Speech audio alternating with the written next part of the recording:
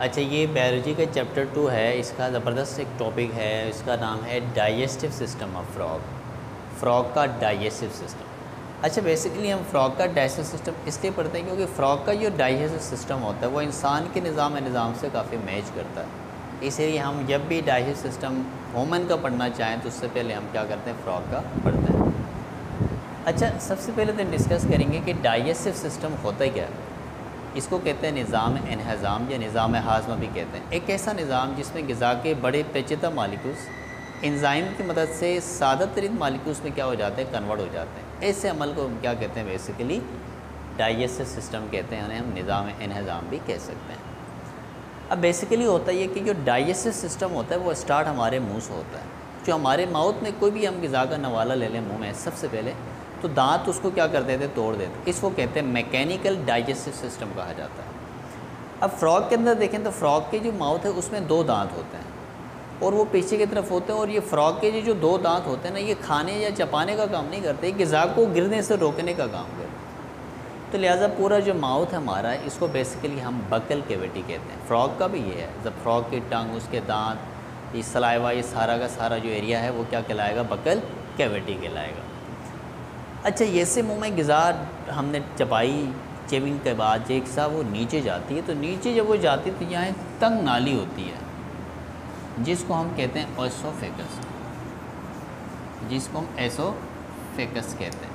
यानी ये जो एसोफेगस होता है, एक लंबी तंग नाली होती है, ये असल में किसका काम करती है, ग़िज़ा को स्टोमक मैदे तक ले जाने का काम सरअंजाम देती है। उसके बाद देखें तो एक अगला बड़ा सा एक थैला नज़र आएगा, खाली सा, ये जो एरिया है जिसको हम यूँ भी थोड़ा सा कलर हम इसे देते हैं। ये जो एरिया हमारा है इसको हम बेसिकली क्या कहेंगे, ये हमारा स्टोमक है, ये हमारा स्टोमक है। अच्छा, ये जो स्टोमक, इसमें क्या होगा, ये से ग़िज़ा यहाँ आ गई। अब स्टोमक ग़िज़ा यहाँ आने के बाद स्टोमक की वॉल्स में क्या होता है, हमारे पास एंजाइम्स होते हैं, पेप्सन एंजाइम्स। ये एंजाइम्स क्या करेंगे, ग़िज़ा पे ऊपर गिरेंगे और ग़िज़ा को मज़ीद छोटे मालिक्यूल में डिकम्पोज कर देंगे। और उसके बाद ये जो स्टोमक का लास्ट इन वाला एरिया है, ये वाला, इसको कहते हैं पायोरिक एंड। इसको पायोरिक एंड कहा जाता है। इस पायोरिक एंड में ये होता है कि जैसे यहाँ स्टोमक के अंदर जो ग़िज़ा डाइजेस्ट हुई आहिस्ता आहिस्ता वो इस तरफ आना शुरू हो जाएगी। देखिए जी, अब जैसे ही यहाँ उसके बाद एक ग़िज़ा यहाँ ट्रांसफ़र होना शुरू हो जाएगी इस एरिया में। ये जो एरिया है पूरा, इसको असल में हम कहते हैं स्मॉल इंटेस्टाइन। स्मॉल इंटेस्टाइन इसे कहते हैं, हम इसे कहते हैं छोटी आंत। यानी यहाँ पर जो असल काम होता है ना, इस वाले काम को बेसिकली कहते हैं एब्जॉर्प्शन। ये बेसिकली क्या कहलाएगा, एब्जॉर्प्शन कहलाएगा। यानी असल में जो ग़िज़ा जिस्म पे जो लगती है ना, ये देख रहे हैं आप, ये ब्लड वेसल्स हैं। ग़िज़ा यहाँ से गुजर रही होगी तो ये ब्लड वेसल्स क्या करेंगे, वहाँ से ग़िज़ा को एब्जॉर्ब करेंगे। यानी जो जिस्म पे जो ग़िज़ा जाती है ना, बेसिकली वो जहाँ से जाती है। अच्छा, तो ये स्मॉल इंटेस्टाइन है। अच्छा, उसके बाद देखिए ये अब होता है, ये जो एरिया हमारे पास है, इसके पहले नाम बताता हूँ। ये हमारे पास लीवर है, ये इसको कहेंगे लीवर। और लीवर के बीच में देखें गोल सा पोर्शन है, इसको कहते हैं गाल ब्लैडर। इसको कहते हैं गाल ब्लैडर कहते हैं इसे, ये गाल ब्लैडर कहलाता है।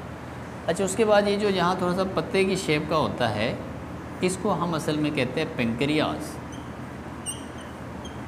ये हमारा पेंक्रियाज है। अच्छा, अब ये कहानी यहाँ ख़त्म नहीं होती। अब होता ये कि ये से ग़िज़ा यहाँ पर आ गई। अब जो हमारी ग़िज़ा होती है, उस ग़िज़ा के अंदर 2 बुनियादी चीज़ें होती हैं।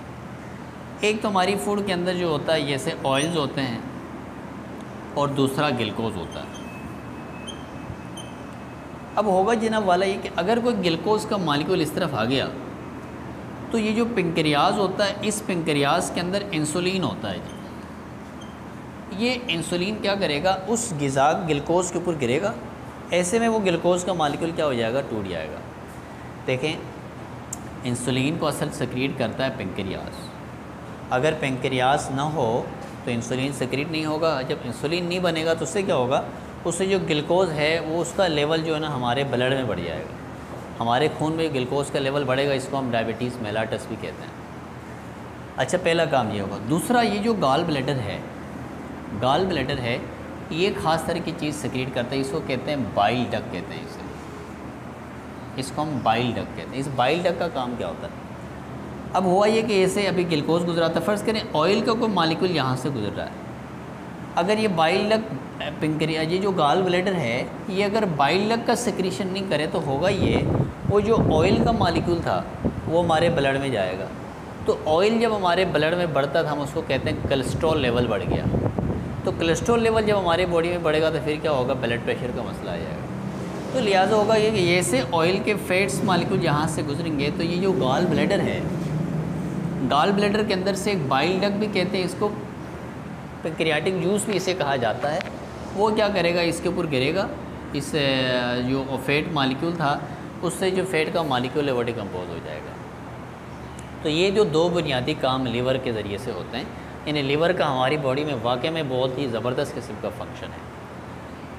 इनकी डिकम्पोजिशन के बाद ग़िज़ा आएगी, यहाँ से गुजरेगी। ये जो एरिया है ना, यहाँ से यहाँ तक, ये जो एरिया है, यहाँ पर हमारी ग़िज़ा का जो साइकिल है वो 6 से 7 घंटे तक रहता है। यानी हम जितनी भी ग़िज़ा रहें वो साइकिल इसके अंदर रहता है। यानी यहाँ पर ये जो साइकिल रहता है, चलती है ग़िज़ा, चलती रहती है, उस दौरान जहाँ से ग़िज़ा एब्जॉर्प्शन हो रही होती है, बॉडी पे लग रही होती है। तो लिहाजा इसको हम क्या कहेंगे? स्मॉल इंटेस्टाइन कहते हैं। अच्छा, उसके बाद क्या कि ये जो एरिया है इसको कहते हैं रेक्टम। इसे हम कहते हैं रेक्टम। रेक्टम असल में लार्ज इंटेस्टाइन को कहते हैं। उसके बाद ये है हमारे पास यूरिन ब्लैडर, इसको कहते हैं यूरिन ब्लैडर। देखिए यूरिन ब्लैडर का काम क्या कि अगर बॉडी में यूरिन के लेवल बढ़ गया, लिक्विड जो वेस्ट प्रोडक्ट ये बढ़ जाता है तो वो इसके अंदर स्टोर हो जाता है। अच्छा, ये यूरिटर कहलाता है, ये यूरिटर कहलाता है। यूरिटर असल में क्या है कि ये वो नाली होती है, ये वो पाइप है या वो नाली है जो यूरिन को बॉडी से बाहर एक्सक्रीट करने में हेल्प करती है। और ये जो कहलाता है ये कोलाइका कहलाता है, कोलाइका कहलाता है। कोलाइका भी कहते हैं या इसे हम एनएस भी कह सकते हैं। तो लिहाजा ये हमारे पास क्या कहलाता है? डाइजेस्टिव सिस्टम ऑफ फ्रॉग का एक ऊपर का एक व्यू है। तो इसमें क्या हुआ जी? तो डाइजेस्टिव सिस्टम असल में क्या रहा, इसने क्या किया? The large food molecules, the large food molecules, जो बड़े फूड मॉलिक्यूल्स है, कन्वर्टेड,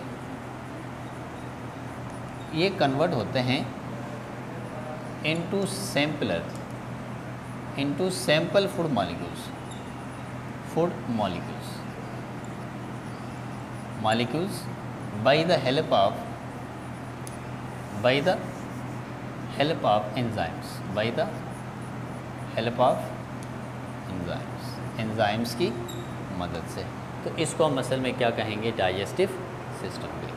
तो ये हमारा क्या बन जाएगा? डाइजेस्टिव सिस्टम बन जाएगा। आई होप आपको समझ में आ गया होगा।